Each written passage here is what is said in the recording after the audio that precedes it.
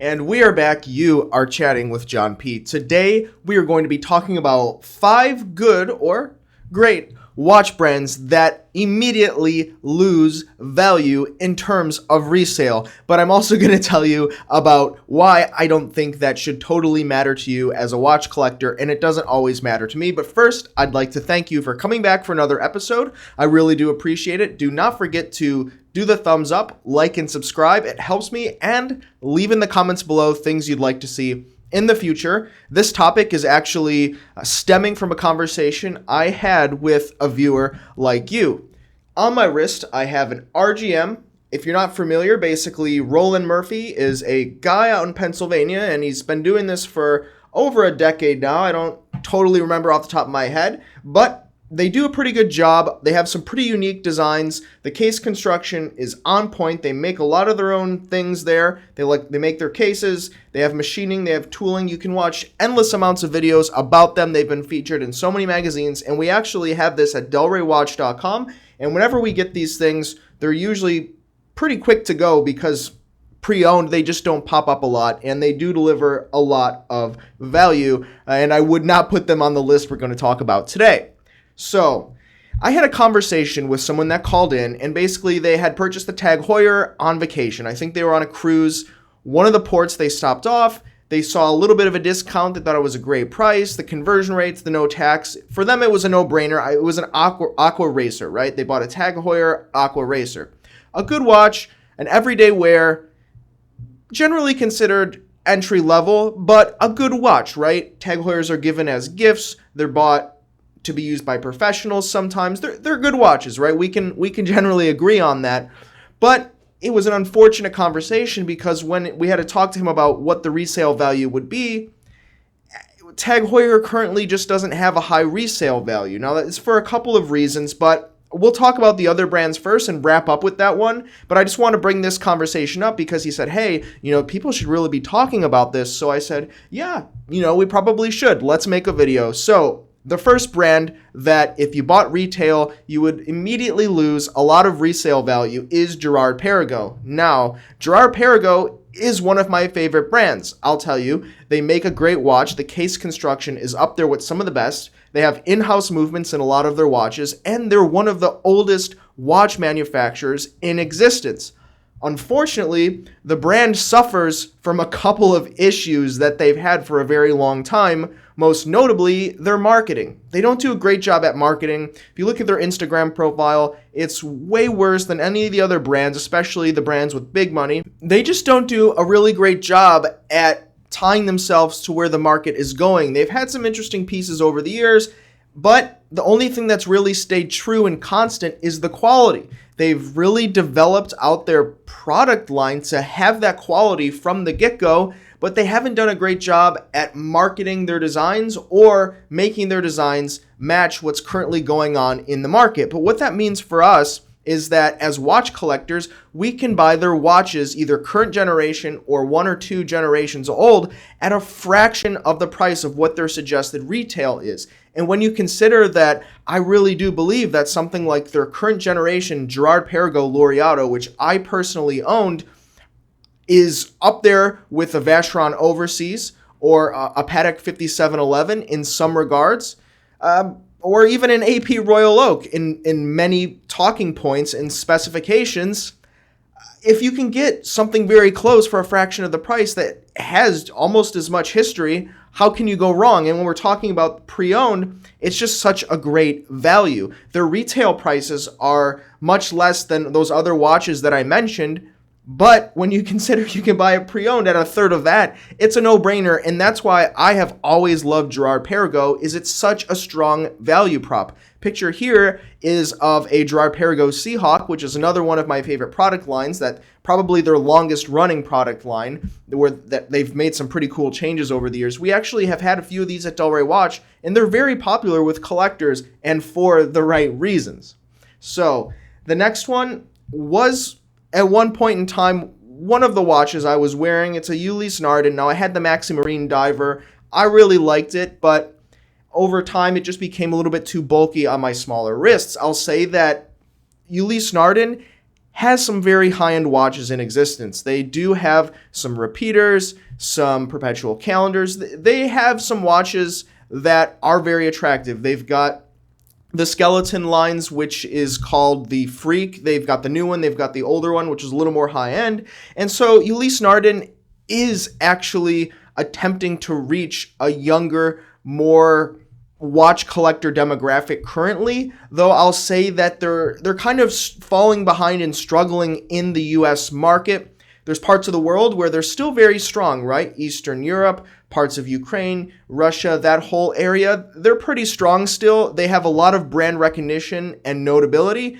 In Miami, there's even, a pretty decent frequency of spotting Ulysse Nardin. So they still do attract some buyers, though I'll say in the watch collector community, they're probably dying. And because of that, you can get these things at a fraction of the retail price. And considering the brand, they've done great things with their quality. They've developed in-house movements. They've moved away in most regards, away from stock off-the-shelf ETA movements or similar. So they've made that dedication to the whole in-house watch movement, interestingly enough, and I can respect them for that. And when you consider that you can get one of these things at a fraction of the retail price, and it is good, if you like the design, go for it. I don't see how you can go wrong. Now, this next one, I'm going to wrap another topic in with this next selection I have here, because we need to talk about that as well. But this is Vacheron. Now, Vacheron Constantin is a Holy Trinity brand. Some of you are going to be upset that I've included them in this list, but the facts are that if you buy a Vacheron Constantin, almost any model, you buy at retail price, immediately the resale value is going to be worth substantially less. Now, they compete with Audemars Piguet. They compete with Patek Philippe. Unfortunately, they just don't have the same type of resale value as the other two. It's unfortunate because they've been doing this a very long time. They're Holy Trinity. They have very high quality standards, and they do a lot of things very great. But what they don't do very great is hold the value once again. Now, I suspect it's probably because of the change in ownership that the brand has gone through throughout recent years that Patek Philippe really hasn't suffered from, which is just what it is, right? But what they did for a period of time was that they were just kind of putting JLC, Jaeger movements inside their watches. The watches looked the same, and they were much more expensive. They changed the dials, and that's about it. I think that probably contributes to why they have such low resale value compared to some of the other brands out there, like a Patek, like a Rolex. But for us watch collectors, we can get a very high-end watch at a fraction of the price. So once again, I sound like a broken record, but buy one of these pre-owned and don't even worry about it. Now, before we go on to the last two, I want to talk about watches as investments, right? So this is a topic that's floating around all of YouTube. Watch YouTubers are talking about this, trying to get different people's opinion on this.